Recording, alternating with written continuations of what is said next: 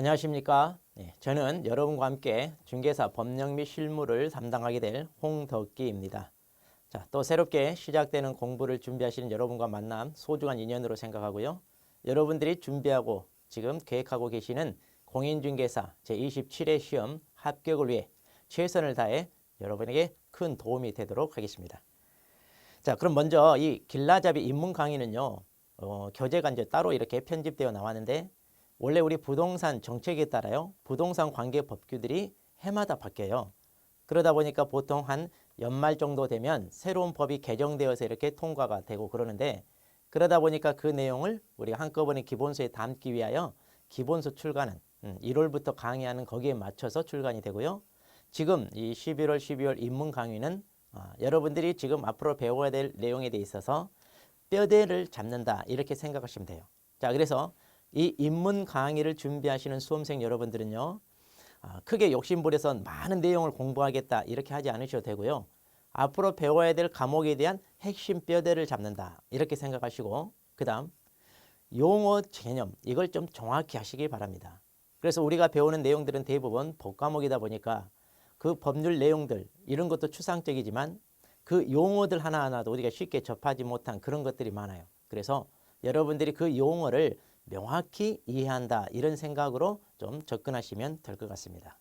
자, 그래서 여러분이 너무 무리하게 계획을 세워서 막 초반부터 너무 열심히 한다 이러지 마시고 좀 편한 마음으로 자, 뼈대를 세운다 이렇게 강의를 들으시면 될 것 같아요. 그래서 우리 교재도 조금 이렇게 압축을 하여 분량을 좀 작게 이렇게 만든 교재라는 걸 염두에 두십시오. 자, 그러면 오늘 첫 시간인데 그 제1장 파트는 건너뛰고 제2장 파트를 먼저 펴시기 바랍니다. 자, 우리 교재 21페이지 펴십시오. 우리 교재 21페이지 공인중개사 제도를 먼저 보겠습니다. 자, 우리가 지금 준비하는 이 공인중개사 시험이 어떻게 치르게 되어 있는지 거기에 대한 설명을 먼저 듣고 시험 준비하시는 게 좀 편할 것 같아요. 자, 그래서 이 파트를 먼저 살펴보도록 하겠습니다. 자, 우리 교재 21페이지 보시면 이제 공인중개사 자격 시험 그랬는데요. 자, 거기 첫 번째 보면 시험 시행 기관이란 말이 나와요. 시험 시행 기관. 자, 그러면 시험 시행 기관이란 말은 뭐냐? 말 그대로 시험을 주관하는 행정청을 말합니다. 그럼 이 시험을 어디가 주관하느냐? 거기 보니까 원칙과 예외 이렇게 나와 있어요. 자, 그러면 이제 원칙은 어디고 그 다음에 예외는 어디냐 이러는데 자, 원칙을 보니까 시도지사가 시행하는 시험에 합격해야 된다 그랬어요. 자, 여기서 원칙은 누구냐는 얘기냐면 시도지사가 되겠습니다. 그러니까 우리가 보는 이 공인중개사 시험은 시도지사가 주관하여 시행하게 되어 있다 그러죠. 이 말은 시도별로 자, 시도별로 이들이 문제를 출제하여 시행한다 이제 이런 얘기인데요. 여기서 여러분이 첫 번째 알아두셔야 될 것. 자, 도지사는 잘 알아요, 우리가. 그런데 이때의 시장은 그럼 누굽니까? 하면은, 자, 이거 중요합니다. 이때의 시장은요, 자, 특별시장과 그 다음에 광역시장을 가리킨다. 이렇게 보십시오. 그러면 특별시장, 광역시장을 제외한 일반 시장들 많이 있잖아요. 그들은 여기에 포함되지 않습니다. 자, 그래서 시도지사 이렇게 표현했을 때 이때 시장은 특별시장, 광역시장 이렇게 보시기 바랍니다. 그래서 자, 시도별로 주관한다는 얘기는 자, 서울특별시에서 시험을 보는 수험생들은 서울특별시장이 시험 문제를 출제해서 시행하니까 거기에 보고 저기 경기도에서 시험을 보시는 수험생들은 경기도지사가 출제하는 시험에 맞춰서 준비하신다 이렇게 보시면 돼요. 자, 그러다 보니까 여러분들이 나중에 합격하여 자격을 취득하게 되면 그 공인중개사 자격증의 맨 하단 밑부분에 서울에서 시험 본 사람은 서울특별시장 직인이 찍혀 있고요. 경기도에서 시험 본 사람은 경기도지사 직인이 찍혀 있습니다. 그래서 이제 자격증을 보면 이 사람이 어디에서 시험을 응시해서 합격했구나 이제 이걸 알 수 있죠. 자, 그런데 문제는 이렇게 시도별로 주관을 하다 보면 형평성이 좀 어긋날 수 있어요. 자, 서울에서 시험 보는 수험생들은 서울시장에 출제한 문제가 쉬워서 대거 많이 합격을 했어요. 그런데 경기도에서 시험을 응시한 수험생들은 경기도지사가 출제한 시험 문제가 좀 어려워서 오히려 떨어지는 사람이 많았어요. 자, 그러다 보면 한쪽에서 억울한 사람들이 생길 수 있죠. 자, 이래서 누가 등장하느냐? 거기 예외 보시면 국토교통부 장관이 시험 수준 균형 유지를 위하여 필요하다고 인정한 경우 직접 문제를 출제하여 시행할 수 있다. 자, 그래서 국토교통부 장관이 전국적으로 좀 시험 수준 형평성을 맞추기 위하여 자기가 직접 출제하거나 시행할 수 있다. 이렇게 되어 있습니다. 자, 그렇게 해서 이제 이 둘을 묶어서 우리가 뭐라고 부르냐? 시험 시행 기관장 이렇게 얘기를 합니다. 시험 시행 기관장. 그래서 시험 시행 기관장은요. 누구 한쪽만 가리키는 게 아니라 시도지사와 국토교통부 장관을 같이 묶어서 부르는 호칭이다. 이렇게 보시면 돼요. 그런데 이제 실질적으로 이제 이들이 하지 않고 이것을 어디에다가 위탁을 하고 있어요. 자, 우리 교재에는 아직 나와 있지 않지만 이것을 위탁을 하는데 어디다 하고 있느냐? 현재 한국산업인력공단에 위탁이 돼 있어요. 아마 이것은 아실 거예요. 준비하시는 분들이. 그래서 한국산업인력공단에서 시험을 출제해서 전국적으로 모든 수험생들이 공통적인 시험지를 가지고 시험을 치르게 되어 있습니다. 자, 이런 자세한 것은요. 우리가 이제 기본 수업 나오면 보도록 하겠습니다. 저 뒤쪽에서도 이제 좀 언급되어 있기도 해요. 자, 그래서 시험 시행 기관이 누구냐? 이건 이제 알아두시면 되겠습니다. 자, 그다음에 이제 그 밑에 응시 자격이 나옵니다. 자, 시험 응시 자격은 그럼 어떻게 됩니까? 우리가 시험을 볼 수 있느냐 없느냐 이건데요. 자, 원칙적으로 우리 법에서 직접적으로 응시 자격을 제한하는 규정은 있느냐? 이런 제한하는 규정, 직접적인 규정은 없습니다. 그러니까 거기 1번에 보시면 성별 제한 없어요. 남녀 구분 없이 다 시험 응시할 수 있고요. 학력 제한도 없습니다. 그러니까 뭐 초등학교를 졸업했건 졸업하지 않았건 여기서부터 뭐 박사학위 소지자 다 볼 수 있고요. 국적 제한도 없습니다. 그러니까 우리나라 말을 할 수 있고 우리나라에 거주하는 뭐 외국인이라도 얼마든지 응시할 수 있다. 그다음 연령 제한도 없습니다. 예전에는 이제 성년자들만 보고 미성년자는 볼 수 없다 그랬는데 최근에는 이것도 없애서 이제 시험은 다 응시할 수 있습니다. 자, 그런데 그 밑에 이제 이게 중요해요. 이제 제한이 되는 경우죠. 그러니까 이것은 법에서 뭐 제한 규정에 맞는 게 아니라 자신이 잘못을 해서 자신이 뭔가 잘못을 저질러서 시험을 못 보는 경우가 지금 두 가지가 있어요. 자, 그 두 가지가 첫 번째 동그라미 1번에 보시면 공인중개사 자격을 땄는데 그 자격이 취소됐을 때 그러면 어느 경우에 자격이 취소되느냐? 자, 이것도 이제 저 뒤쪽에서 그 취소 사유 배울 텐데요. 하나 예를 들자면 이 자격증을 다른 누군가에게 양도하거나 되어 있을 때 그러니까 이제 누가 좀 빌려달라 해서 이렇게 빌려줬다는 게 적발이 되면 그 취소됩니다. 자, 이런 식으로 자격이 취소되는 사유에 해당하여 자격이 취소되면 몇 년간 응시할 수 없느냐?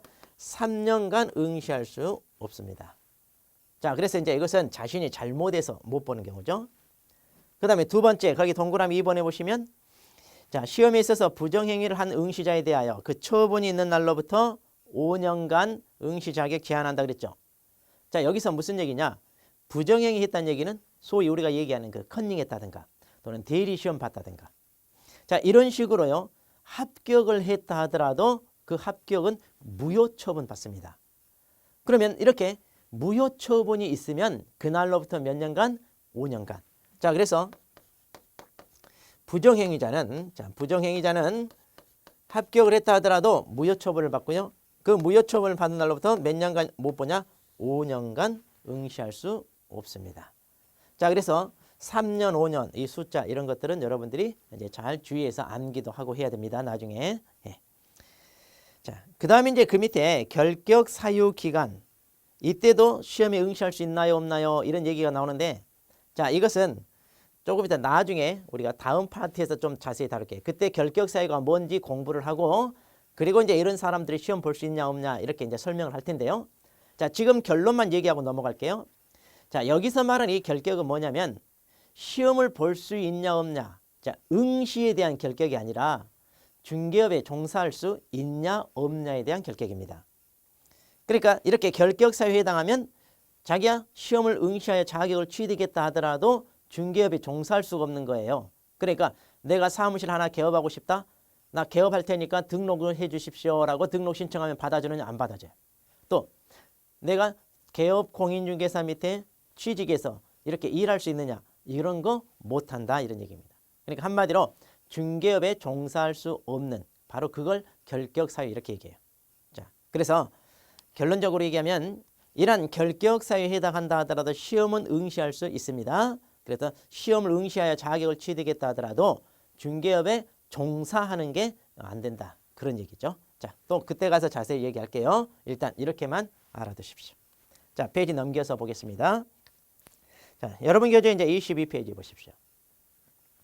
자, 거기 보시면 이제 시험 시기가 나옵니다. 시험은 매년 1회 이상 시행한다 이렇게 돼 있는데 1회 이상 그랬어요. 그러니까 1년에 2번, 3번까지도 이제 볼 수 있다 그런 얘기죠. 자, 그런데 현재 우리는 한 번 보고요. 주로 10월 마지막 토요일, 자, 이럴 때 주로 우리가 응시를 하게 되는데 그 옆에 보시면 뭐라고 되냐 단서가 있어요. 자, 다만 시험 시행기관장은 시험을 시행하기 어려운 부득이한 사정이 있는 경우. 자, 여기서 부득이한 사정이 있는 경우에는 당해연 또 시험을 어때요? 시행하지 아니할 수 있다 이랬네요. 그럼 여기서 이제 부득이한 사유가 뭐냐? 뭐 시험을 도저히 볼 수 없는 그런 사유겠죠. 즉 뭐 전쟁이 터졌다든가 또 뭐 화산이 폭발해가지고 뭐 다 집어삼키듯이 막 그 화산재가 날라들어서 시험을 볼 수 없다든가 뭐 지진이 나서 뭐 땅이 갈라지거나 뭐 이런 아주 천재지변 같은 이런 일이 벌어질 때 얘기를 하는데 이런 일이 있을 수는 없죠. 그래서 특별히 그렇게 뭐 부득이한 사유 이런 것은 있으면 이제 안 보는데 없으면 본다 이런 얘기고요. 자, 두 번째 시험의 일부 면제 그랬는데요. 자, 1차, 2차 이렇게 우리가 원래 구분하여 시험을 보게 돼 있죠. 그래서 1차를 먼저 합격했다. 그러면 다음에 시험에 하나요? 1차가 면제되고 2차만 응시하면 됩니다.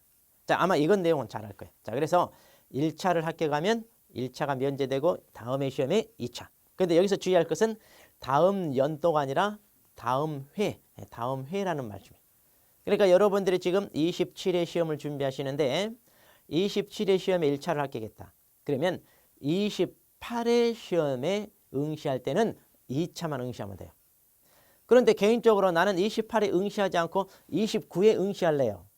그래서 29회 때 나는 2차만 볼래요. 이건 안 돼요.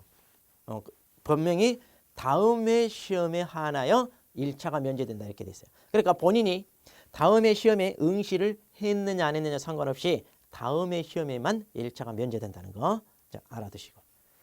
자, 그다음에 이제 공인중개사 정책심의위원회라는 게 있어요. 자, 정책심의위원회라는 게 있는데 자, 이게 뭐냐면 거기 첫 번째 보면 정책심의위를 국토교통부에 들 수 있다 그랬어요. 자, 그래서 정책심의위원회는 어디다 설치합니까 하면은 자, 이것은 국토교통부에 설치하게 되어 있습니다. 자, 그렇게 해서요 구성을 하는데 거기 보시면 위원장 1명을 포함하여 7명 이상 11명 이내 위원으로 구성한다 그랬죠. 그러니까 이제 이 위원회 구성을 어떻게 하느냐 이건데요. 자, 위원장 1명을 포함하여 7명 이상 11명 이내 위원으로 구성하는데 그럼 어떤 사람을 위원장으로 세우고 또 어떤 사람을 위원으로 이렇게 위촉합니까? 이런 말이 있죠. 거기 보니까 국토교통부 제1차관의 위원장이 되고 다음에 해당하는 사람 중에서 국토교통부 장관이 임명하거나 위촉한다 그랬는데 그 세부적인 내용 이런 것을 우리가 다 외우거나 이럴 필요 없어요. 그러니까 한마디로 이 업종에 좀 전문적인 지식이 있는 이런 전문가 위치에 있는 사람들 주로 이제 대학 교수급이죠. 그리고 이제 실무에서도 오랫동안 경험이 있는 사람들 이런 사람들은 이제 위원으로 위촉하는데 외우실 필요 없어요. 그냥 한번 읽어만 보시고요. 자, 이런 사람들이 이제 위원으로 모여가지고 하는 일이 주로 뭐냐? 맨 밑에 보시면 자, 어떤 내용을 심의한다 그랬어요. 그래서 그 심의해야 될 사항들이 뭐냐 해가지고 총 4개가 있는데 주로 이제 우리 부동산 시장과 관련하여 이런 내용을 심의한다 이렇게 돼 있어요. 자, 그래서 첫 번째 보니까 공인중개사 시험 등 공인중개사 자격 취득에 관한 사항 그랬죠. 그러니까 우리가 지금 준비하는 이 시험도요. 이 정책심의위원회에서 이들에서 심의를 거쳐서 결정을 하는 거예요. 즉 이번에 공인중개사 시험을 어떻게 치를 것이며 선발 인원은 어떻게 확정할 것이며 뭐 이런 내용들을 다 이 심의위원회에서 주관을 하게 된다. 이렇게 보시면 되고 두 번째 부동산 중개업 육성에 관한 사항 그랬네요. 그래서 부동산 중개업을 어떻게 하면 건전하게 육성해 볼까? 여기에 딸린 어떤 제도랄지 이런 것들도 여기에 심의를 거쳐서 이제 채택을 한다거나 하겠죠. 그다음 세 번째 중개보수 변경에 관한 사항. 그러니까 우리가 중개를 하고 받는 그 중개 보수가 있는데 이것도 사회 변화에 따라서 현실성에 맞게 좀 조절할 필요가 있다. 그러면 여기에서 시험을 거쳐서 그런 것도 결정을 한다 이런 얘기죠. 그래서 최근에 중개 보수가 너무 많다 이런 얘기가 나와서 중개 보수를 좀 줄이자 해가지고 요율 체계를 조절해서 통과시킨 그런 게 있어요. 자, 이런 것처럼 바로 이런 내용도 이 시의무위원회에서 의결을 거쳐서 다 결정한다 이렇게 보시고요. 그 다음 오른쪽에 네 번째 손해배상 책임 보장에 관한 사항.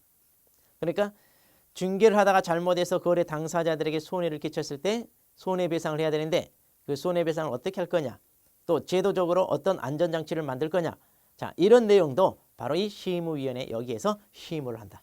그러니까 이제 정책시의무위원회는 자 심의란 말 들어가죠. 그러니까 한마디로 시의무기관인데 이들이 이제 시의무해야 될 내용들이 이렇게 쭉 있다 이렇게 보시면 돼요. 자, 그래서 정책시의무위원회에서는 자, 이 정도로 좀 체크를 하시면 될 것 같습니다. 자, 그 다음에 이제 자 오른쪽 23페이지 보십시오. 자, 23페이지. 자, 거기 보시면 이제 시험 공고가 나옵니다. 자, 동그라미 1번에 보시면 자, 시험 시행기관장이 이제 시험을 시행할 때 시험 일시 언제 시험 볼 거냐, 그 다음에 시험 방법, 기타 등등 시험에 관련된 내용을 이제 공고를 해야 우리 수험생들이 그 공고를 보고 준비를 하겠죠. 자, 근데 거기 둘째 줄에 보니까 계략적인 사항을 매년 2월 28일까지 관보 및 일반 일간신문에 공고하라. 자, 그래서 시험 공고입니다. 자, 시험 공고. 자, 시험 공고인데 여기서 계략적인 사항 그랬죠. 자, 여기서 말하는 이 계략적인 사항이란 말은 뭐냐면 예정 공고라고 보시면 돼요. 예정 공고. 그래서 예정 공고를 매년 2월 28일까지 이렇게 돼 있어요. 자, 이 얘기는 무슨 얘기냐?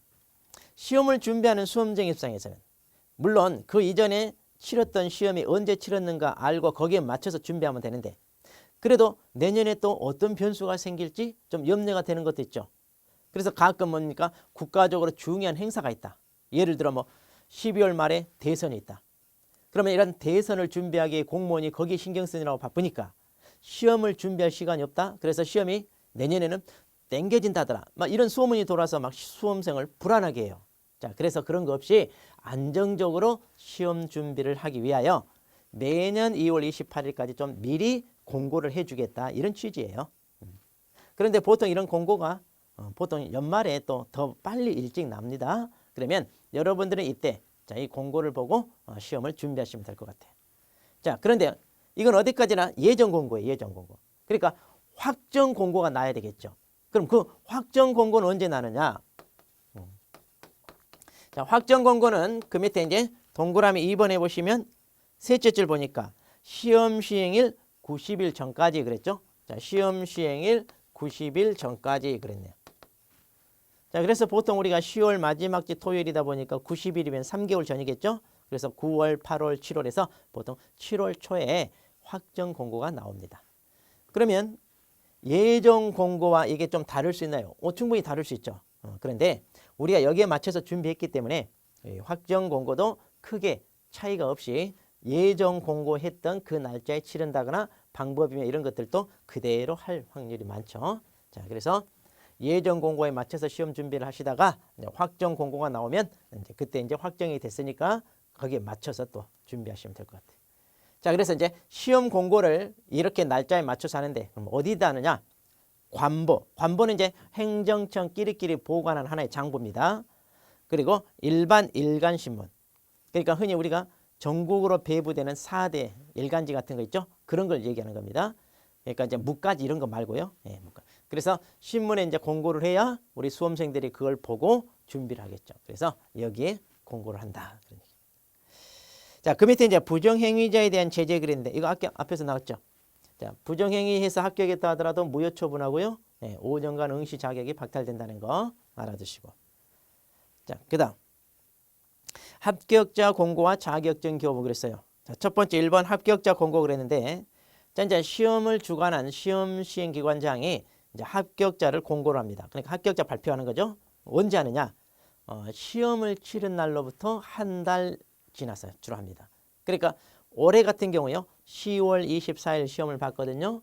그럼 언제 발표가 나느냐? 11월 24일 발표가 납니다. 자, 이렇게 보통 합격자 공고는 시험 날로부터 이제 한 달 후에 이렇게 공고해요.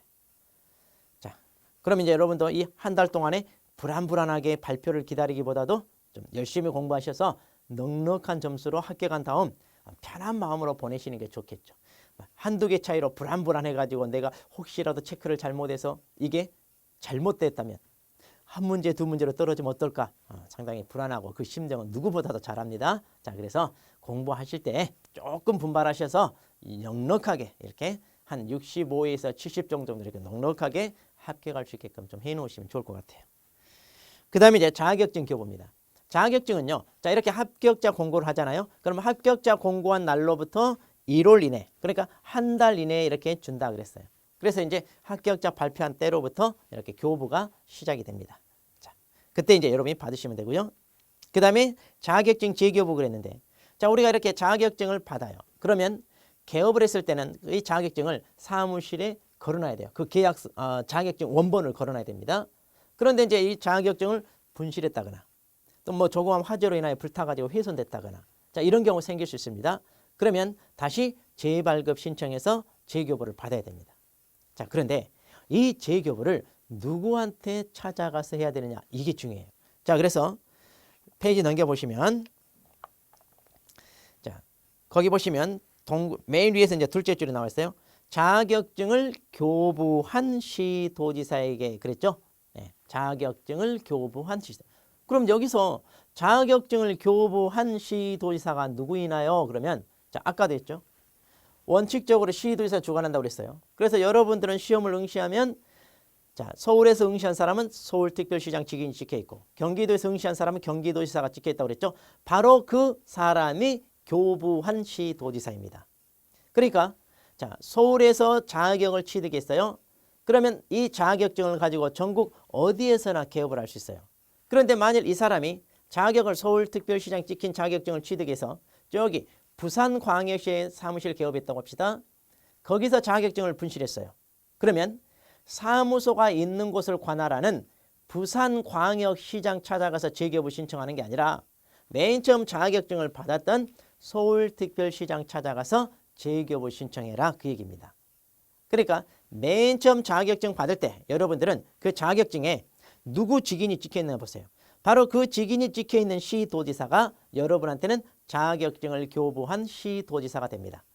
그러면 이거는요, 여러분 평생 따라다녀요. 그래서 자격증 얘기가 나올 때는 항상 자격증을 교부한 시도지사가 다 주관해요. 그래서 재교부 신청도 여기 찾아가서 해야 되고요. 또 아까 자격증 양도 대여하다가 걸리면 취소된다고 그랬죠. 그럼 이런 취소 처분 누가 하나요? 교부한 시도지사가. 네. 또 자격정지 처분 누가 때리나요? 교부한 시도지사가. 그러니까 자격증과 관련해서는 바로 이 교부한 시도지사가 다 주관하기 때문에 여러분들이 이것도 잘 알고 계셔야 됩니다. 물론 이제 재발급 받을 때 공짜가 아니라 발급 수수료 납부를 해야 됩니다. 네. 그때 이제 동그라미 2번에 보시면요, 지방자치단체 조례가 정하는 바에 따라 이제 수수료 납부하도록 되어 있습니다. 자, 이런 얘기는 또 나중에 자세히 나와요. 자, 그래서 재교부 받을 때, 즉 재발급 받을 때 수수료 납부하고 받는다. 이 정도만 아시면 될 것 같습니다. 자, 그리고 이제 그 밑에 공인중개 자격 양도되어나 사칭하지 마라. 자, 아까도 잠깐 언급이 됐어요. 자, 공인중개 자격증은요, 자, 여기 보세요. 양도하거나 대여하지 마라 그랬어요. 그리고 이제 거기 보시면, 자, 다른 사람에게 자기의 성명을 사용하여 중개 업무를 하게 하거나, 이 말도 이제 포함돼요.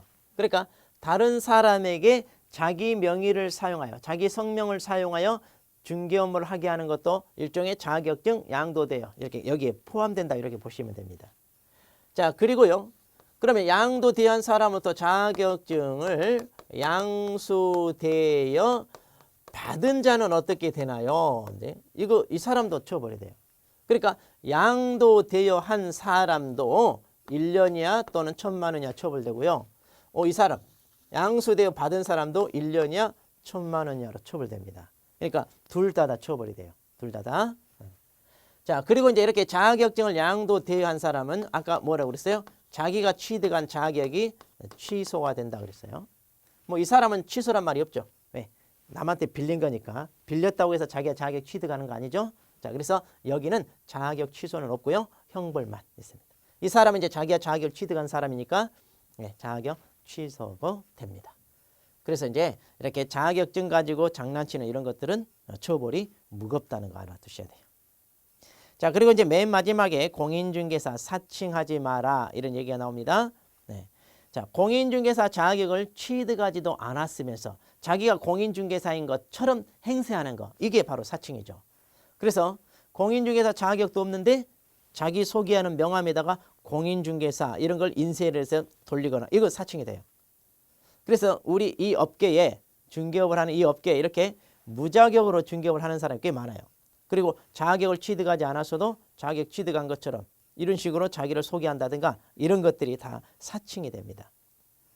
또 우리 판례 같은 경우는요, 직접적으로 공인중개사란 말을 쓰지 않아도 우리가 일반인들이 이 사람이 공인중개사 자격이 있는 것처럼 보인다, 이렇게 오인하게 하는 행위만 있어도요 사칭이다, 이렇게 판례가 넓게 해석하고 있어요.